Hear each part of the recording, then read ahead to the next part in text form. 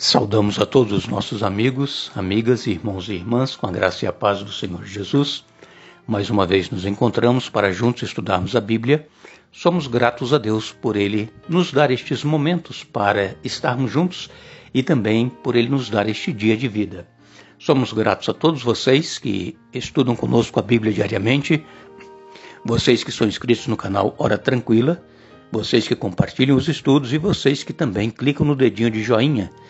Nós agradecemos a vocês que nos escrevem dizendo de onde acompanham os estudos e mandamos aqui um alô especial para Ana Maria, que é de Cândido de Abreu, no Paraná, Jovelina é de Mogi das Cruzes, São Paulo, Pedro Farias e Marlúcia Farias são de Manaus, no Amazonas, Nercilene Lima do Nascimento é da Comunidade Boa Fé, em Mojuí dos Campos, no Pará, Luiz Maas e Edicelma Maas são de Parecis, em Rondônia, Eliseu Fensca de Parnambi, no Rio Grande do Sul. E todos os demais que nos escrevem, nós agradecemos e sempre mandaremos um alô para vocês. Iremos orar. Senhor nosso Deus e Pai que estás nos céus, graças te damos por este dia de vida, por estes momentos que temos para estudar a Tua Palavra. Pedimos a unção do Teu Espírito Santo para que possamos compreender e colocar em prática em nossa vida os Teus ensinamentos. Abençoa todos os nossos irmãos e irmãs, amigos e amigas, onde quer que estejam, que sintam a Tua presença, que recebam as bênçãos que estão necessitando para as suas vidas e também aqueles que nos pedem orações. Dê vitórias a cada um, te pedimos agradecidos em nome de Jesus. Amém. Ficamos agradecidos a Deus por Ele permitir estarmos novamente juntos para darmos sequência ao estudo desta semana. E quero lembrar a vocês, não deixem de ver o curso bíblico que postamos sábado passado, a lição número 8, e você pode, então, estudar conosco todos os sábados e depois recapitular durante a semana. Veja várias vezes o vídeo, faça anotações, sublinhe os versos bíblicos na sua Bíblia, vá decorando os livros da Bíblia, que é importante para nós encontrarmos as passagens que nós estamos procurando.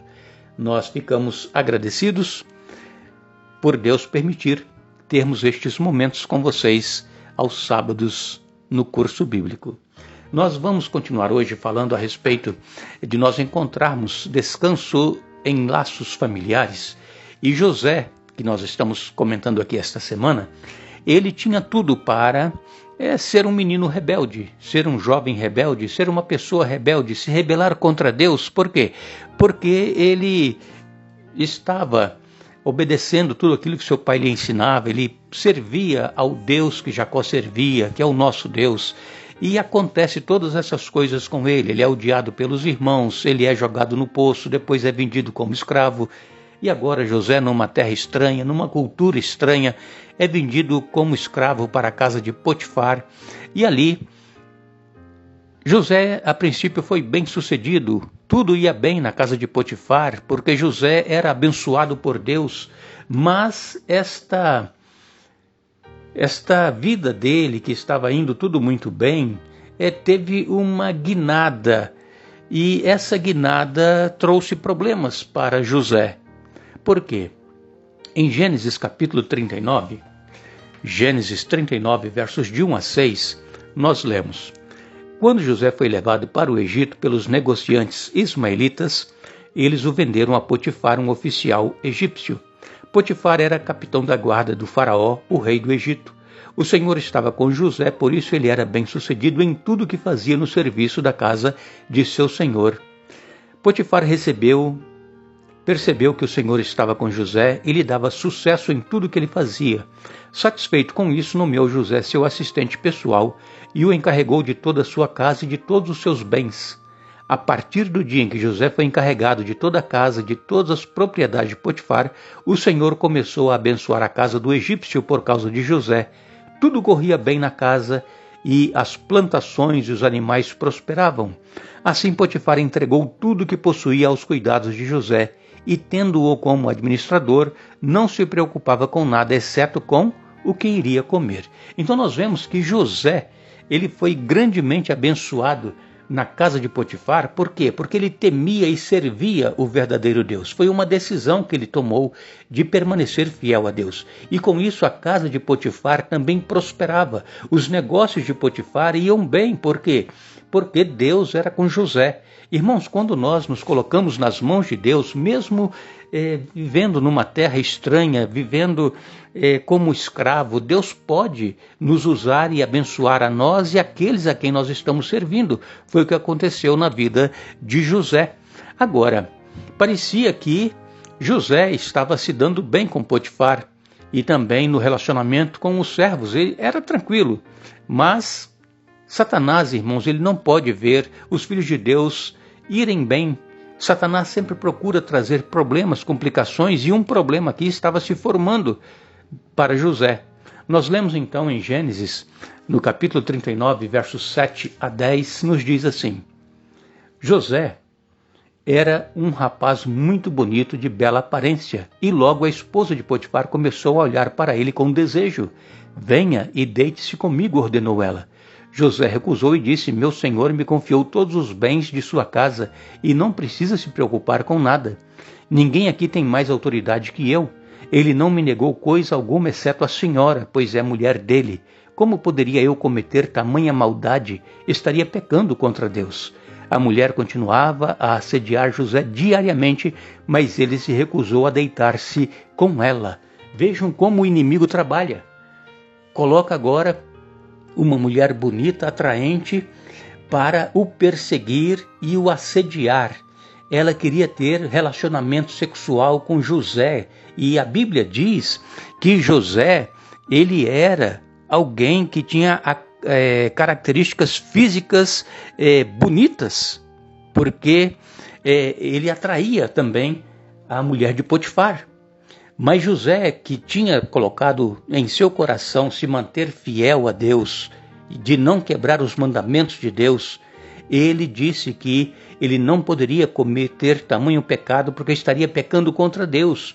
Potifar havia deixado toda a casa, tudo por conta de José, para que ele administrasse tudo, cuidasse de tudo, menos aquela mulher, porque era mulher de Potifar. E essa mulher, então, conforme diz aqui, ela o assediava diariamente. E José se manteve firme. E quais foram as consequências, então, para José? Por ele decidir não ter relacionamento sexual com a mulher de Potifar. É claro que o inimigo, amigos e irmãos, ele arma laços. Ele nos tenta de todas as formas, e se nós não cairmos, ele então levanta alguma coisa contra a gente. Foi o que ele fez contra José. Já que José não quis cair no laço que ele estava armando para ele ter um caso com a mulher de Potifar, ele então resolveu o problema, essa situação, de uma outra maneira. José então agora é acusado pela mulher de Potifar que José a estava assediando. Ela inverteu o jogo.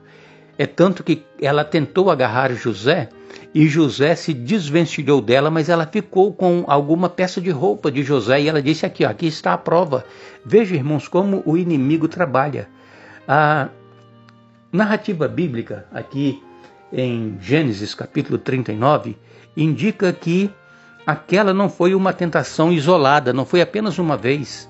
A esposa de Potifar o perseguia diariamente, repetidamente, aqui em Gênesis 39, verso 10. E José, então, ele tentou explicar a sua motivação, o porquê ele não iria ter este relacionamento com ela, mas ela não aceitou. Parece que o argumento de José não funcionou.